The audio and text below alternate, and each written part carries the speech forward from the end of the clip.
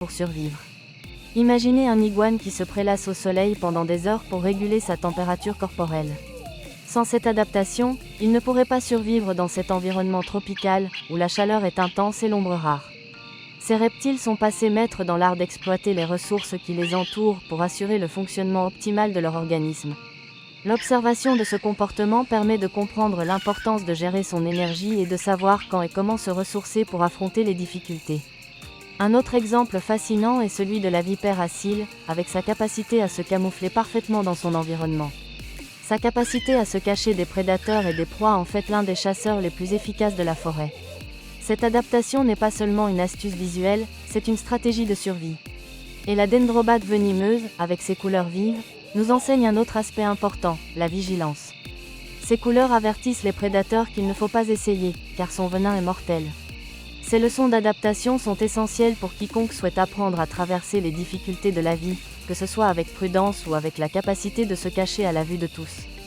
Ces reptiles et amphibiens ne se contentent pas de survivre en Amazonie, ils prospèrent, chacun d'une manière parfaitement adaptée à son environnement.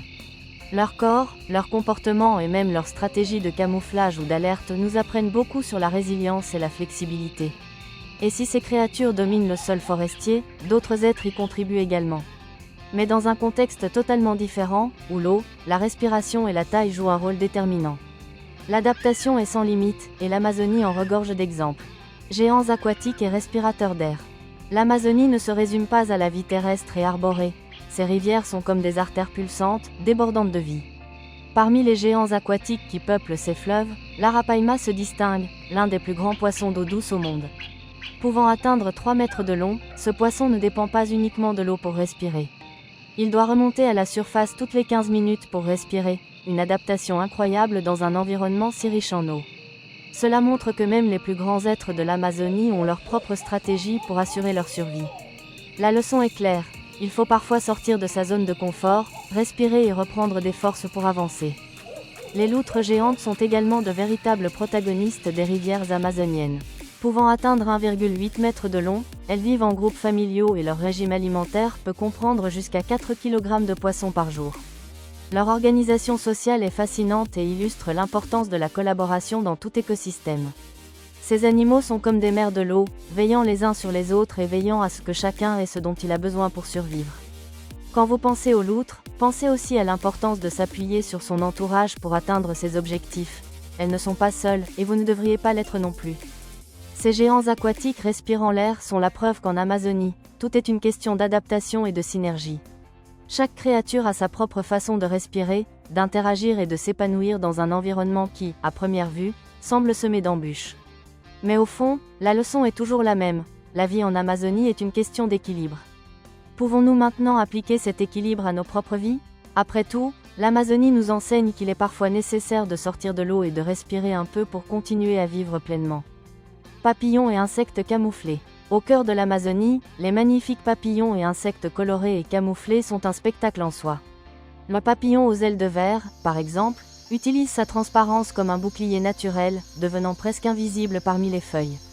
Ce phénomène de camouflage est non seulement fascinant, mais aussi une leçon d'efficacité et de discrétion.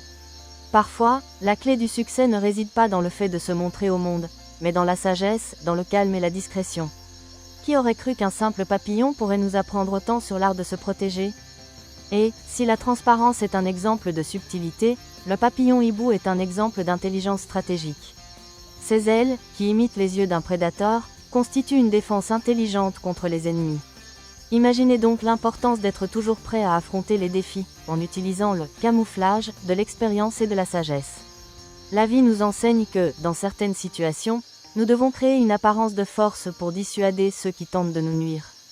L'astuce est de savoir utiliser ces stratégies à bon escient. Les aras et la communication sociale. Les aras sont véritablement l'un des plus grands symboles de la communication sociale en Amazonie. Avec leurs couleurs vibrantes et leur intelligence remarquable, ils sont non seulement magnifiques, mais aussi extrêmement sociables. Ils tissent des liens affectifs durables et vivent en groupe, interagissant de manière complexe et dynamique. En observant un ara en action, on comprend rapidement que, pour eux, la communication ne se résume pas à un simple échange de sons, mais qu'elle est une stratégie pour renforcer les liens, partager des informations et même assurer leur survie.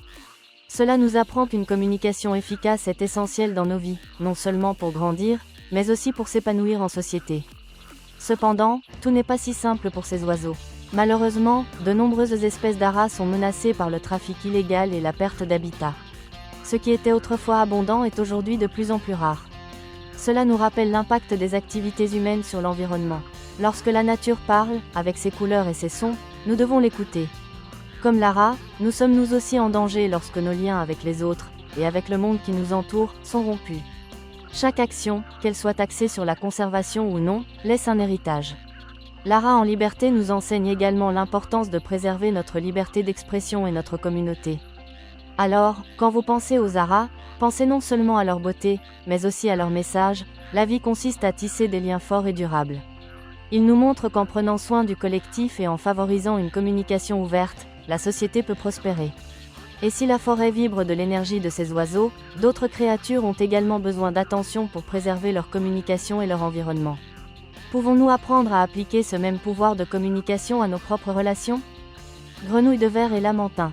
Les grenouilles de verre d'Amazonie sont sans aucun doute l'une des créatures les plus fascinantes de l'écosystème. Avec leur peau transparente, elles offrent un aperçu unique du monde naturel. En les observant, on peut même apercevoir leurs battements de cœur, puissant rappel de la vie qui coule en chaque être. Ces grenouilles survivent non seulement dans l'un des environnements les plus hostiles de la planète, mais elles le font en parfaite harmonie avec leur nature. Leur transparence est une stratégie pour échapper aux prédateurs, comme si leur essence même était une forme de défense. Parfois, la transparence de nos intentions peut aussi être une forme de protection, révélant que nous sommes sans rien cacher, mais toujours avec la sagesse de ne pas tout dévoiler.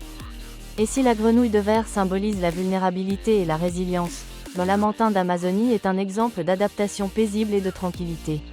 Ces gentils géants, qui peuvent peser jusqu'à 600 kg, sont connus pour leur calme et leur rôle crucial dans le maintien de l'écosystème aquatique. Ils consomment jusqu'à 200 kg de végétation par jour, contribuant ainsi à contrôler la croissance des plantes aquatiques et à maintenir l'équilibre de la faune aquatique. La relation entre le lamantin et la végétation sous-marine est symbiotique. Elle se nourrit de manière équilibrée, ce qui permet à l'environnement de rester sain pour les autres espèces. Parfois, le secret de l'équilibre ne réside pas dans le combat, mais dans la connaissance de ce qui est nécessaire pour maintenir l'harmonie autour de soi. Les deux créatures, grenouilles de verre et lamantin, représentent des formes uniques d'adaptation et de survie, que ce soit par leur transparence comme moyen de défense ou par la paix qu'ils apportent à leur habitat. Ils nous enseignent que chaque action dans l'écosystème, aussi